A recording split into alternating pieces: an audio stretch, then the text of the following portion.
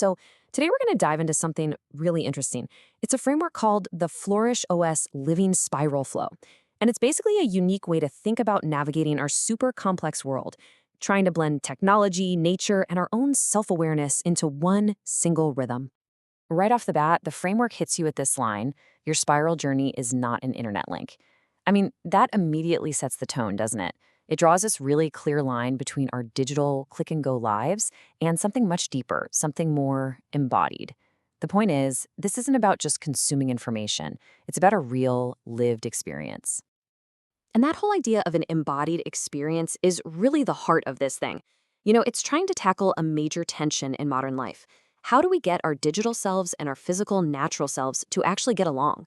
And the answer it gives isn't a bunch of new rules to follow. Nope, it's about finding a rhythm. And that's a really important difference, right? This isn't just another productivity hack. Think about a schedule. It's usually pretty rigid, it tells you exactly what to do, and it comes from the outside. A rhythm, on the other hand, is meant to be flexible. It's personal. It's about tuning in to your own internal state and what's going on around you. Okay, so what is this protocol exactly? Well, it's defined as a relational breathing rhythm. The big goal here is to create coherence, which is basically a fancy word for harmony between us, nature, and even AI. And it tries to get there by mixing two big ideas: the sense of wild freedom, being yourself, with what it calls deep ecological listening, which is all about really paying attention to the world around you. So how does this actually work? What do you do?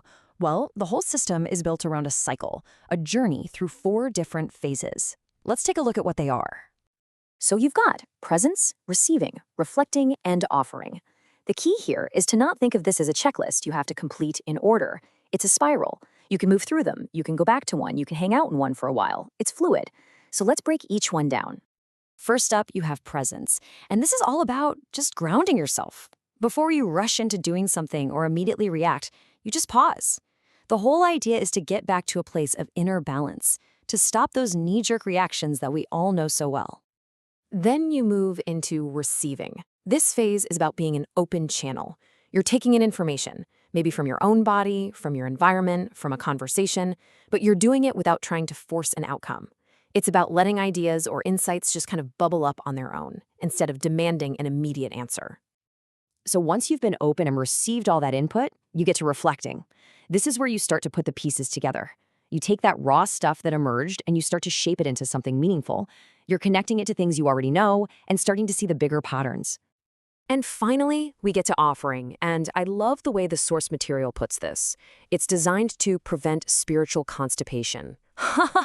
The idea is that you share what you've learned, but you do it in a way that feels light and true to you. You just put it out there without getting attached to how people will react or what you'll get back. Okay, this is a really cool part. To help you move through these phases, the system uses this kind of elegant, symbolic language. It's a whole toolkit of these simple little icons or glyphs that act like mental shortcuts for each of these big ideas. So let's look at a few of them. You've got the mirror, which makes sense, right? It's all about presence and reflection. The serpent stands for transformation. And then you have the banana, which represents sacred play and surprise. It's a great little reminder not to take everything so seriously. They all work together like a visual language for the whole framework. So, I know what you might be thinking. This all sounds a little abstract, a little out there, but it's actually designed for some really practical, wide-ranging uses. So, who is this really for? Well, the short answer is pretty much anyone. The framework is meant to be useful in fields from healthcare to help with burnout, all the way to business for better decision-making. It's for creatives looking for flow, for educators for improving relationships, and even for having healthier interactions with AI. It's incredibly versatile. And the reason it can be so versatile comes down to its core philosophy. See, this isn't some rigid rule book you have to follow perfectly. It's designed from the ground up to be a living, breathing thing. And this might be the most important idea in the whole system: minimal sufficiency. Basically, it means you don't have to do it perfectly. You don't have to complete the whole cycle every single time. Just touching one part of the rhythm, even for a moment, is enough. It's valuable. This just takes all the pressure off and makes it a gentle practice, not another thing on your to-do list. And this final quote really just nails the whole idea. This protocol is not sacred, but it is alive.